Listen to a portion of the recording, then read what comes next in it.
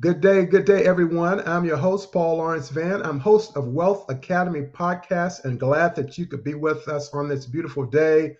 It's a beautiful October 21st, and we have a special guest by the name of Anani. And she's going to be sharing a lot of family business strategies, succession planning, etc. And that all has to do with the fact that what are the essential skills needed by a next gen. And we're going to be covering that today. Again, our mantra is wealth is more than just money.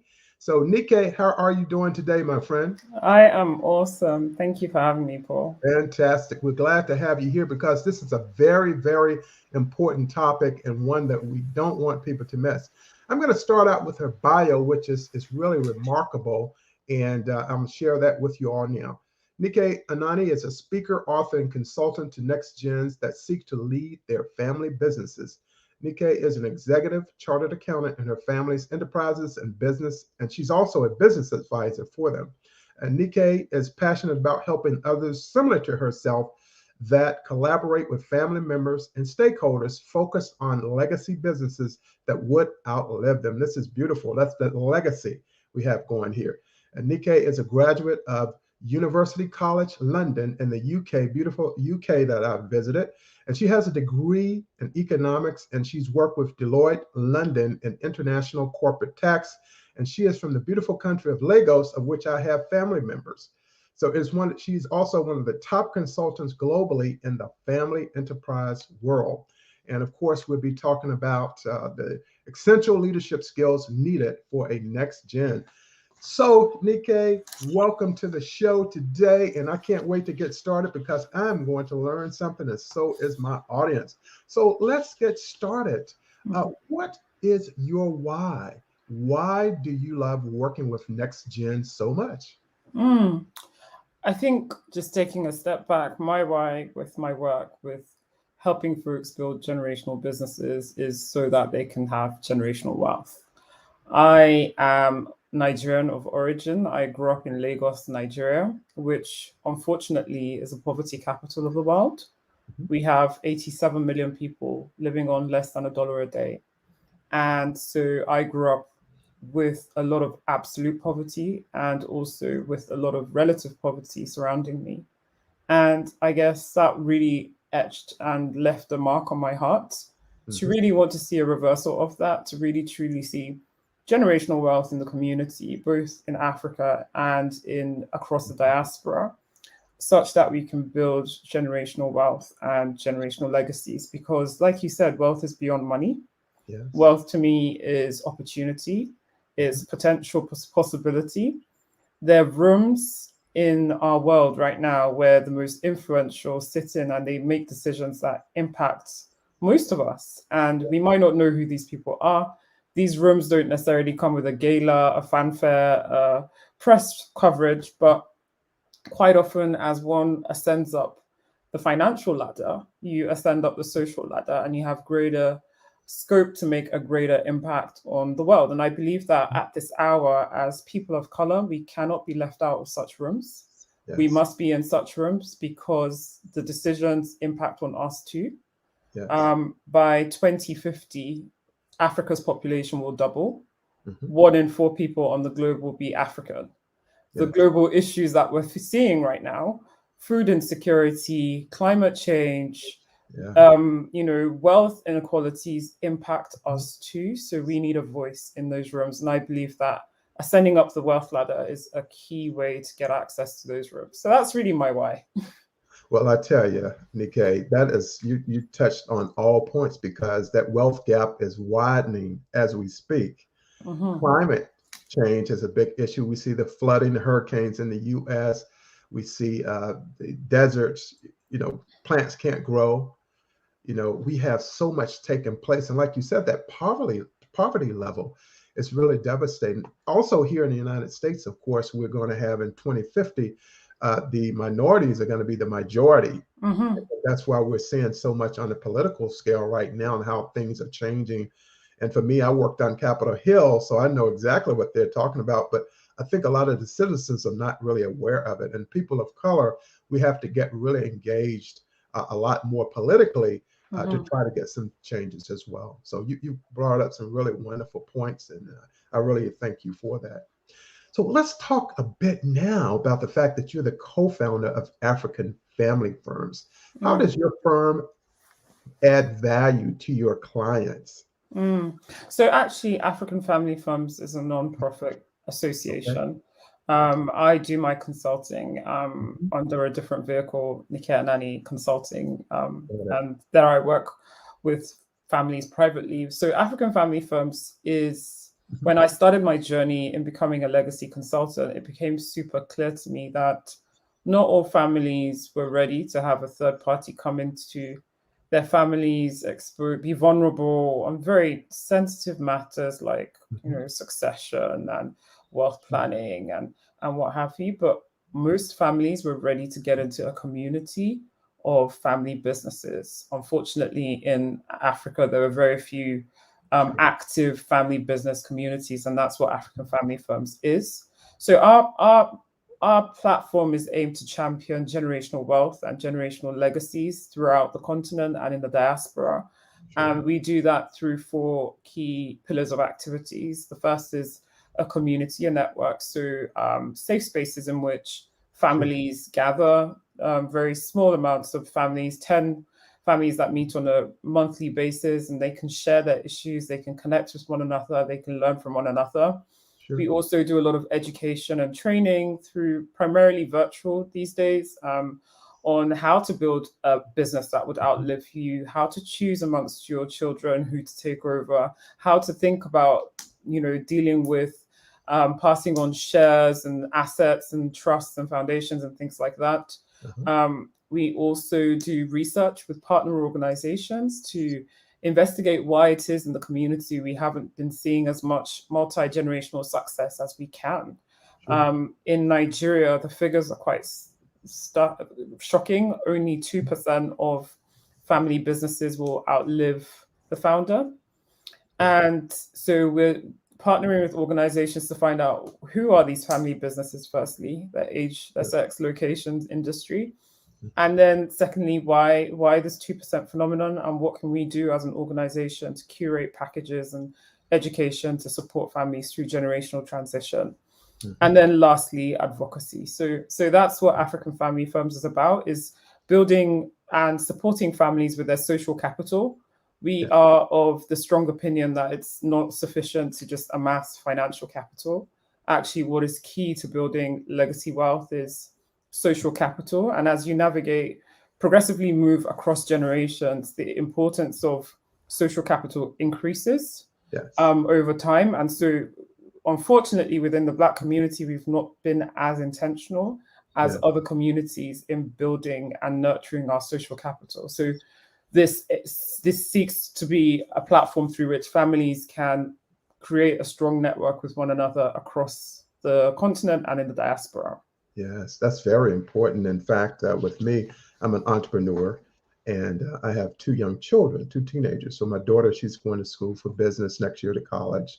And so I'm looking at her being an entrepreneur. That's what she wants to be. And my son, he's 15. He wants to do the same thing. And so now I'm setting that up for them so that they can actually do that. And like you stated, to have it to outlive us, that's the important part right there. But like you stated, the percentages are so low that we have nowhere to go but up. Ways. Yeah. So that is fantastic. So what is a change creator? Is that? I can't wait to hear it. Tell us more. Okay, I'll take a step back a little bit and just explain where that came from. So my passion is to help families move their businesses from lifetime businesses to legacy businesses. And I think that legacy is distinct from sustainability. I think the dominant conversation in the industry is like, sustain your family business, hand it over to the next generation. And I don't think that's sufficient in the world that we're in, because we are in a very disruptive world. And actually, families will need to renew, reinvent, reimagine. Essentially, will need to embrace transformation to be able to preserve the continuity of their family enterprises. And so as next generation, it's really important that we're able to be conduits of that very transformation. We're able to spot new opportunities, be able to implement, bring about impact. We're able to be courageous. We're able to be curious. We're Yes. able to have conviction, and we're able to collaborate.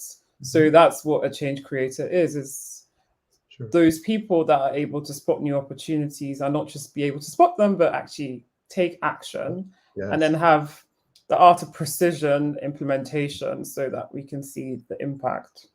Yeah. And so we're looking at the products and services that one happens to sell and market and being able to take that. And of course, we're with that information age now with technology, we'll still be able to do it with that as well.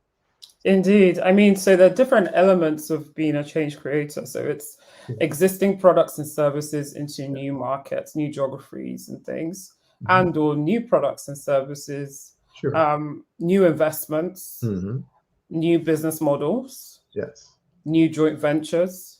Hmm. So there's different elements, and what the studies have shown is that the most enduring family enterprises are those where each generation brings something new to the table Add and value. adds value. Hmm. Because if we take a step back and you look at your family, generation to generation is growing exponentially.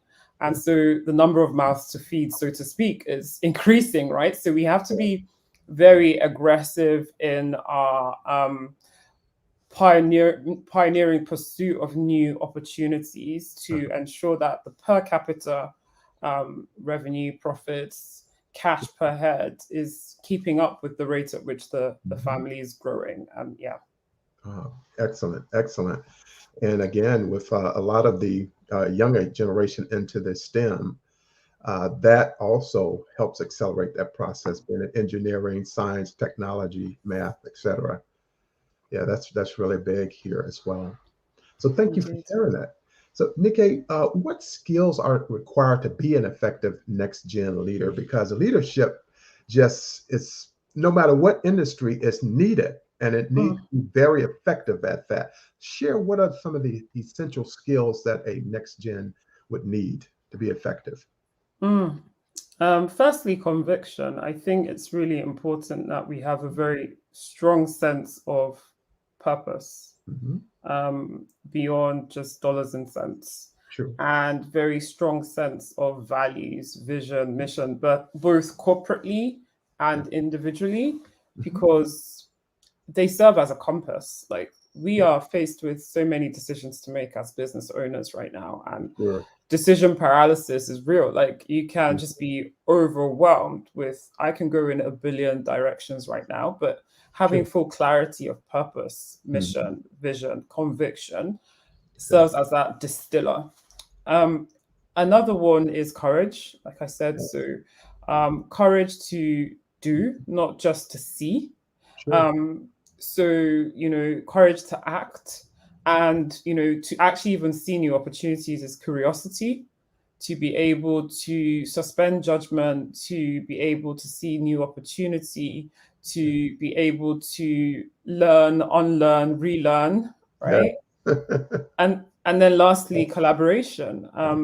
As next geners, we have to collaborate with one another, with our siblings. We have to collaborate with the elder generation. We have to Mhm. collaborate with folks in the business to ensure that whatever concept initiative we're proposing, we're pushing for, is one that has collective benefits where all these different stakeholder groups see what's in it for them, take full ownership, and then commit to it to see that they excel at it. So those are the 4 C's. So Okay. conviction, curiosity, courage, and collaboration. Yes, they're all very important. And being able to make that connection with the more elder members of our family, and then getting down to the younger, the up and coming, those going into college, that all in itself is also a transformation taking place between the generations. Indeed. Yeah, yeah. Indeed. So I think that's very interesting there as well. So thank you for that. And let's talk about the next gen, ensuring that family businesses are responding appropriately to the crisis. I know right now with the pandemic, that has thrown everything into different directions, and now we're trying to get back to normalcy. How do we navigate this given this time, since we've never experienced a pandemic before globally? Indeed, indeed. I think the truth of the matter is disruption is here to stay.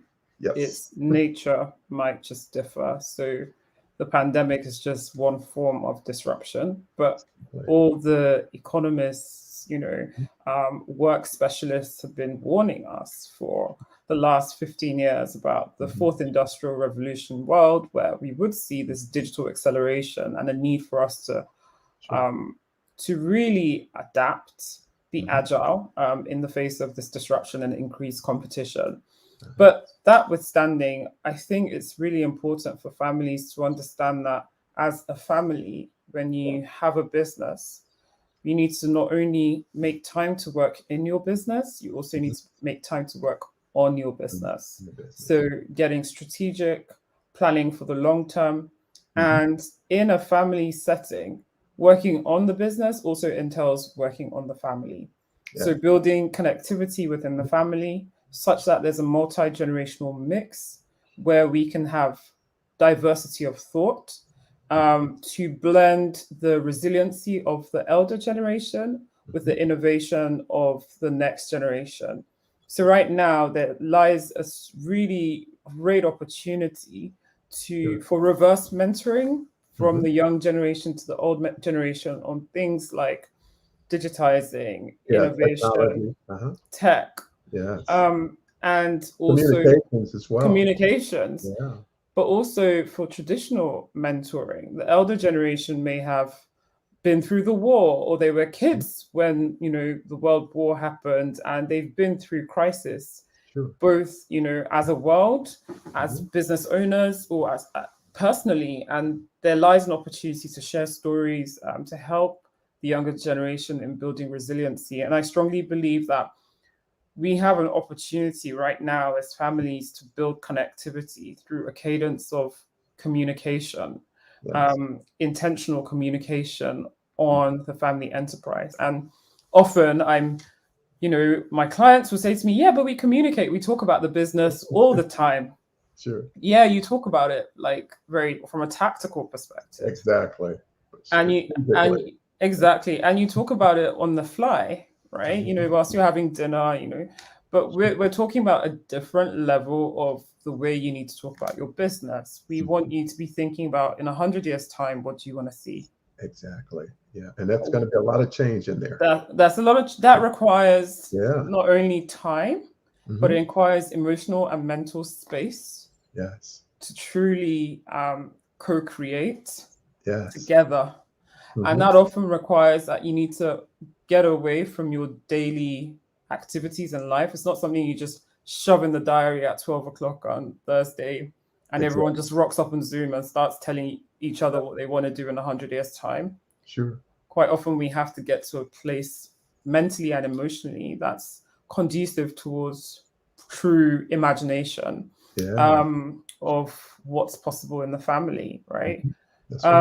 So yeah, I always tell families we need to really get where my work is done is when a family has full clarity on what's the compelling reason for us to stay in business together as a family. Exactly. Yes. Yeah, because that way you can be more proactive as opposed to reactive. Let's say if the markets go down, we have to have a plan in place to address that issue. And how do we get more sales? How do we bring on more clients? How do we train up members of the family to be really in lockstep with the changes that are taking place? Changes are always taking place. So that is outstanding. And the families are receptive as well as they're taking on this new journey.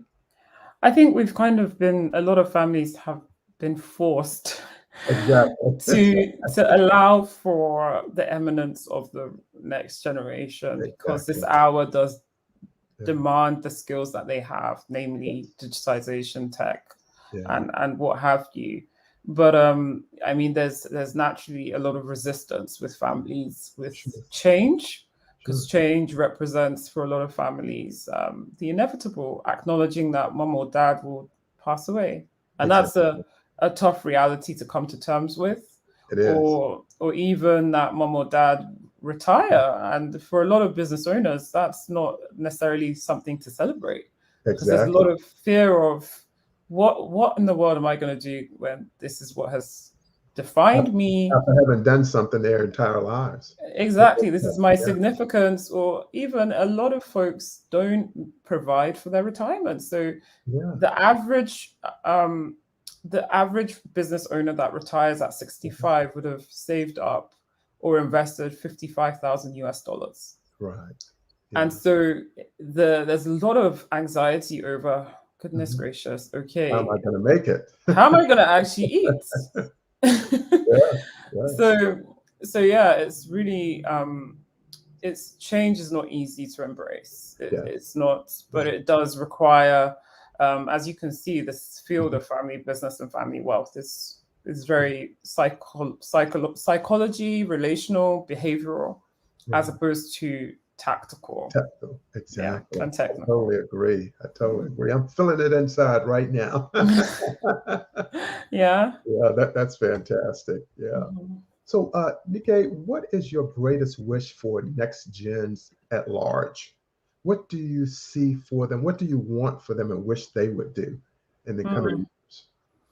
I think my greatest wish is that they not only leave a legacy, but they live their legacies. Legacy. Yeah.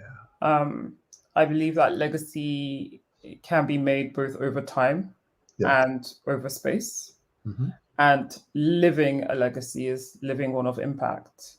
Yes. And the challenge is a lot of next gens don't really appreciate just how much power they have, Yeah. how much potential they have, and how much possibility is available, Hmm. because a lot of them feel imprisoned by their circumstance and not Sure. powered by possibility, feeling Exactly. like they're living in the shadow of the founder. And Right. my wish is that they unveil that and they see themselves for as being powerful, and Yeah. they walk into the fullness of that and use a plethora of capital, financial, Yeah. social, human, intellectual, political, to make a positive impact on the world around them. Because the Exactly. world needs them at this For hour. The for world is sure. so laden with so many social issues right now. Hmm. Yeah. And then the next gen has to be ready to accept that baton. And it's Yeah, one thing to accept it, but it's another to be able to go forward and actually carry out that succession. indeed. Yeah, I have to be ready for it. I know when I wrote my business plan, and of course there's a succession section in there, and I said, all right, I have a couple of teenage kids, right? Gen Z, Generation Z, and they'll in all likelihood be business owners themselves and probably carry on what I'm doing as well. Mm. So, but you have to be ready for it. My son, just turned 15. He believes that he can do anything. I'm not going to stop you from thinking that. I'll get you the knowledge you need to be able to do everything, but it does take a little bit of time. Mhm. It Yeah, does. It really does. fantastic. Now, you're the author of the book Building Resilient Family Enterprises. How does your book lead and guide readers to grasp a better understanding of NextGen? So that book was my first book, and it outlines a framework to building a resilient family enterprise, one that will stand the test of time. But I'm actually authoring another one at the moment, which will be Okay. released in January, called Lifetime to Legacy. Yes. And in it is I go in depth on the relational and psychological aspect of building and nurturing family relationships to bring about this legacy. Yeah. And in it, a lot of next gen struggle with bringing about change in their family enterprises. Sure. There's a resistance to wanting to try new things. Uh-huh. There's a resistance to having them have a voice. And in it, I outline Mhm. ideas, practical steps on how they can do that to bring about greater influence with founders. Yeah. Yeah. Yes. Yeah. Change sometimes is not always received. I like that quote, Nikkei, that states that when we're younger, we want to grow up and we want to change the world, but there are very few people who want to change themselves, right? That And sounds right. that goes for me too. Indeed, indeed. And the irony is change always comes from within. It does. Always, yeah, Mhm. It absolutely does. always comes from within. Yeah, we were created with everything that we need for our entire lifestyle. So yeah, Yes. absolutely. So Nikkei, our time is coming to a close. Is there anything else you'd like to share at this time? any contact information, upcoming programs, coaching, your podcasts, of course. Yes, I'm also a podcast host. My Yes. podcast is The Connected Generation, and it's for next geners, and we explore Yeah. how to build legacy wealth, legacy business, be the best version of yourself as a leader, navigate emotional wounds and scars. And it's the guests are phenomenal. They're the ones that make it. I'm just a facilitator and a host. Yes, I Um, was listening to it this morning. It's great. I really highly recommend it. Yes, Thank I you. listened this morning. Yes, it's Thank you. wonderful. And if folks want to connect, my Sure. website's probably the best place. So Okay. www.nikeanani.com. And there's links to the podcast, my social media, and other Different resources as well. resources. Yeah. Yeah, lots Yes. of resources on there. Absolutely. Well, I tell you, I really enjoyed having you as the guest expert today, and you're doing some amazing things. And Nikkei, she's also an award-winning family business strategist. We want to let you all know that as well. And I truly believe that for those of you who have family businesses and you want to get on the right track, there's no better family business strategist than Nikkei Anani. And to reach out and contact her, and all of her contact information you can get off the website that's strolling here on this particular live stream. So I want to thank you so much for Thank you. being our honored guest today, and I'd love to have you again sometimes in the future. And we'll talk about it more, because over here in the United States, of course, we're waiting for a lot of bills to be signed into law, and things are going to change quite rapidly with trillions of dollars hanging in the wind right there. So thank you so much for being our honored guest today. And again, she's an entrepreneur, speaker, author, and consultant, and doing great things. And we need more people like Nikkei Anani. We cannot find another Nikkei Anani, but we have one here that is doing exceptional work. So thank you so much, my friend. Thank you very much. Thank you for having All me. right. And for all our listeners and viewers, thank you so much for being with us today. And we'll have that archive out to you on all the podcast channels tomorrow. And so we thank you, and really make sure that you get it out to your friends, your family, and your colleagues, because everyone needs to hear this message that's been passed on today by Nikkei Anani. Thank you so much. So I'll see you on the next episode. And this is episode 147. And we will definitely see you on the next one. So, Nikkei, have a great day, my friend. And Thank you. And you too. all right, thank you so much. We thank you all for listening. Go to Apple Podcasts, listen to episode 147 with Nikkei Anani. Thank you so much. Have a great day, everyone.